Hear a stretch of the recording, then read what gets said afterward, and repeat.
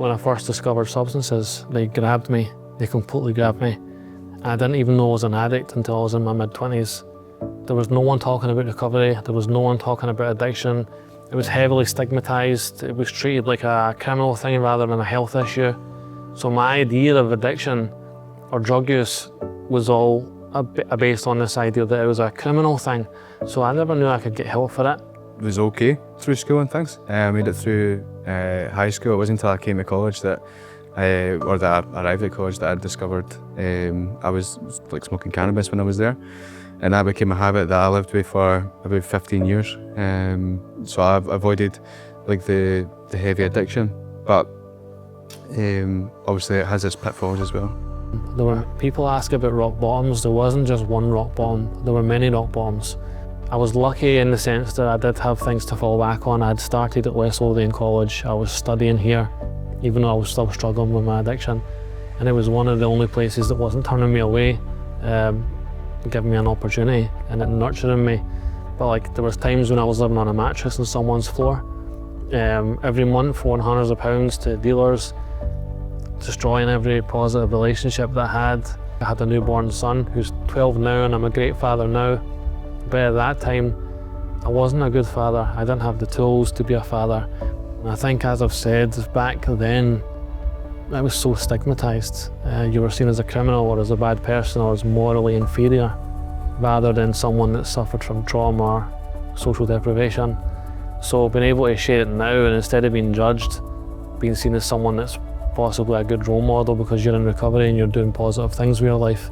It is positive. It's been a positive for me. I'm not sure about yourself. Yeah, absolutely. Even so, obviously back when we were growing up, none of these terms existed. There wasn't such thing as trauma, you know what I mean? And even when I started quite heavily drinking, like 17, 18, 19, that was only 15 years ago. And that you still wouldn't have heard of that then. Do you know what I mean? These things have only really been being dealt with over the last maybe 5 or 10 years, and only now is it really we're digging down into why these things are happening and try to address them at the very core, like the very root of the problem. I'm a musician, started off as a musician at high school, and I've done art my whole life, but it was my art that kind of brought us on this journey. Took up properly full time in 2019, and then during COVID I was furloughed for my office job at the time, so I was given 3 months of free time just to sit and paint constantly. And it was during that time that Aiden had a book ready to launch and asked me to do the cover. So that's where the story for us coming together kind of took off. So what it was like I'd written, I'm a writer and I'd always written as a kid, but I wrote poetry. And at that time in the 90s, wee boys writing poems was again stigmatized, so I kept that to myself. But when I got back into recovery just over 7 years ago, I just had this overwhelming urge to write my story down. So I wrote a memoir. Mark put the artwork to it and we made it a collaboration. And the media were acknowledging the drugs death crisis as a health concern.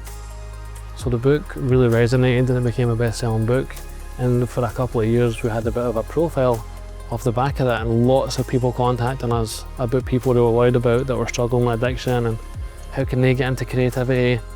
And so during the pandemic we walked around Ladywell, this area that means so much to us, and we were like, what can we do? And what was missing for us? What are we good at? And the answer to all three was creativity. We didn't know anything about running a charity at that point.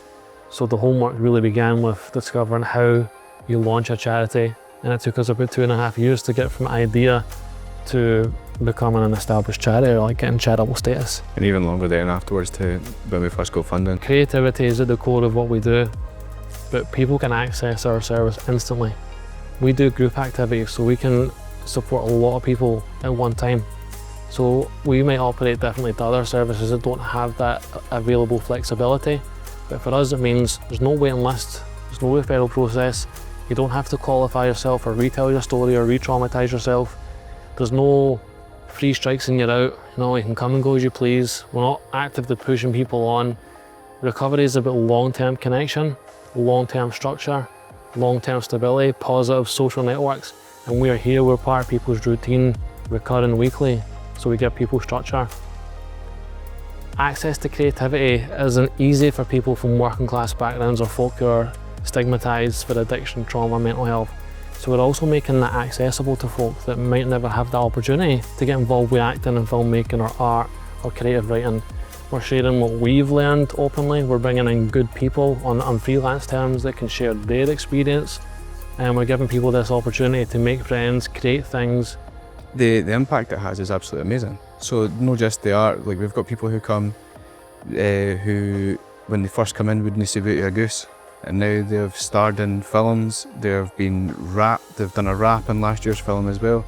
So last year the Film Pickers short film has won 3 awards over 2 different film festivals. And they were able to be there and be a part of that celebration, and to have people watch it and laugh and have them in the audience and being able to celebrate that, I think is like one of the pinnacles of what we've done so far. It's just been an absolutely amazing feeling. We also did a film premiere, so we gave them that experience of what it's like to premiere their film in front of an audience of over 200 people at Howden Park Reconnect Theatre. So again, that ties back into local partnership work because we held it locally.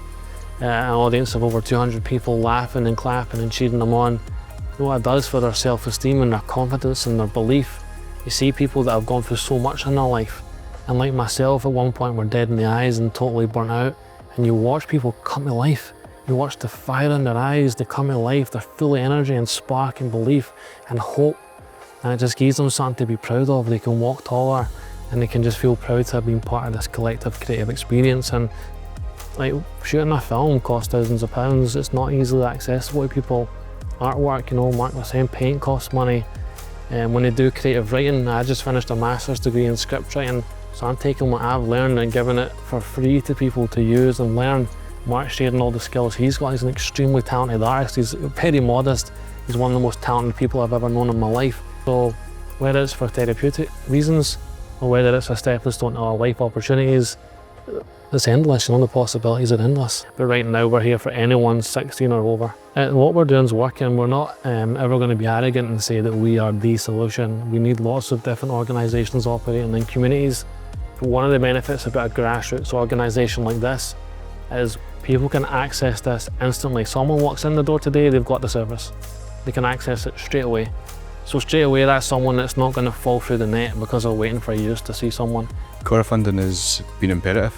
We set out to build community through creativity, and that's exactly what's happened. And we've got people who treat each other like family that have came from day one, folk who are coming in the last few weeks that have been brought up into that kind of level of friendship as well. It's a very, very welcoming group. There's no cliques.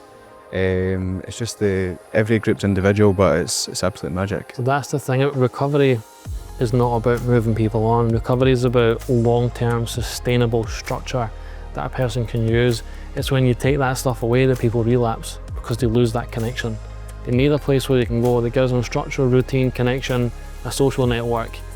Once they've got stuff like that in place, it's a lot easier to maintain recovery. I don't want this to sound too cheesy or anything, but people saying stuff like that matters a lot because so many people that are struggling with addiction, they feel worthless and they feel like they don't belong to anything. They have no sense of belonging, purpose, identity, no anchor in the community.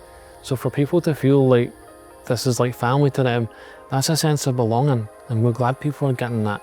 Like, it's a safe environment for folk to come along, and I'm really proud that there are people that feel that way.